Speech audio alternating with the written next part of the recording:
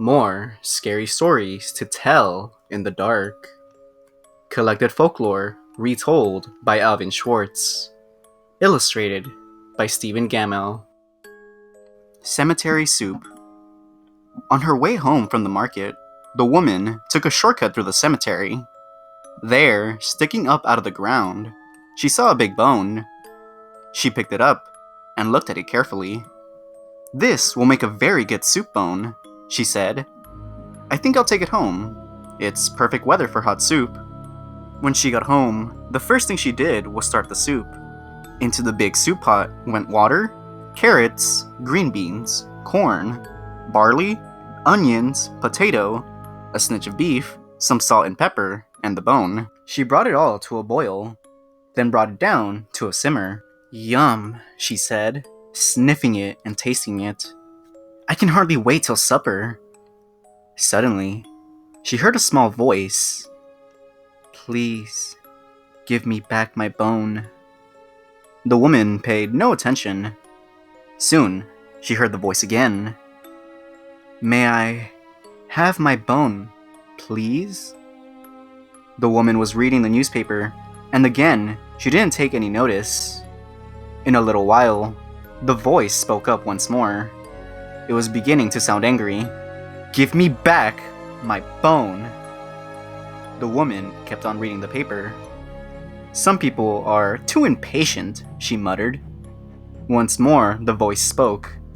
Now it sounded very angry, and it was so loud that the whole house shook. "I want my bone back!" The woman reached into the pot, grabbed the bone, and threw it out the window. In a voice just as loud, she shouted, "Here, take it!" There was an eerie silence. Then the woman heard footsteps scurrying away from the house down the road toward the cemetery. And she got up and served herself some soup. The brown suit. A woman came to the funeral parlor to see her husband's corpse. "You did a good job," she said to the undertaker. "He looks just the way he always looked, except for one thing. My husband always wore a brown suit, but you have him dressed in a blue suit." "That is no problem," said the undertaker. "We can easily change it." When she returned later, her husband was wearing a brown suit. "Now, he looks just the way he always did," she said. "I know you went to a lot of trouble." "It was no trouble at all," he said. "As it happened, there's a man here who was wearing a brown suit, and his widow felt that blue would be better.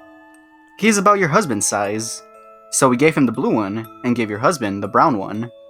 "Even so," she said, "changing all that clothing was a big job." "Not really," said the undertaker.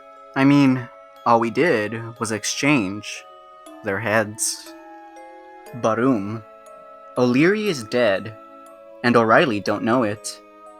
O'Reilly is dead, and O'Leary don't know it. They both are dead, in the very same bed, and neither one knows that the other one's dead. Barum, barum. Thumpity thump.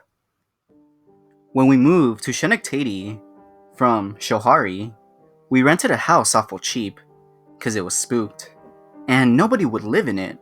But we didn't care, 'cause we didn't take no stock in spooks. We had just gone to bed the first night, dog tired from riding in the wagon all day.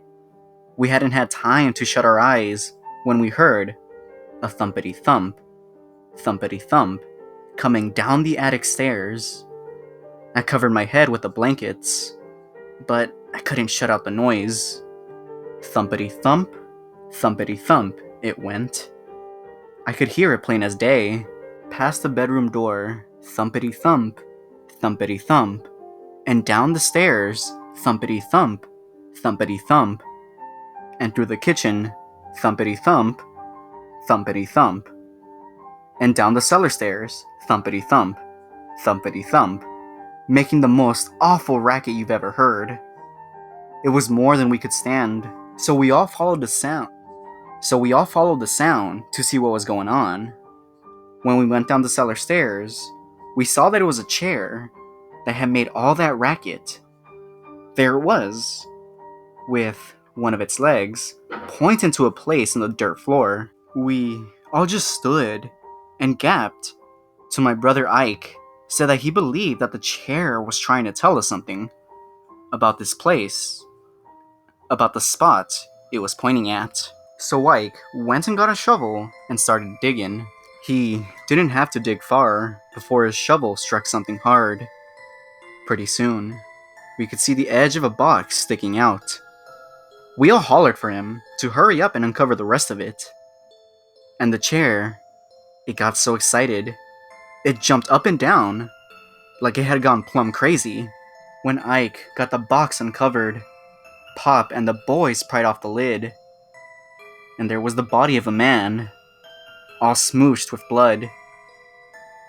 It was as plain as the nose on your face that he had been murdered, and the chair wanted folks to know it.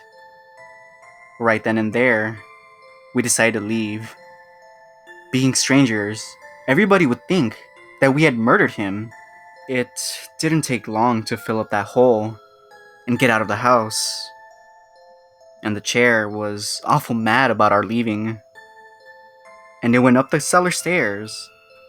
Thumpity thump, thumpity thump. Then it thumpity thumped up the next set of stairs, and the next louder still. When it got back into the attic, it thumpity thumped so loud, we thought it would thump all the plastering down on our heads. Nobody asked us why we were moving out so soon, 'cause nobody ever stayed more than one night in that place. At most, not that long. But I can tell you, we were thankful to get back to Shohari, where chairs stay where they're put, and don't go roaring and rapping in round scaring folks out of their wits, pointing out murders, and goodness knows what.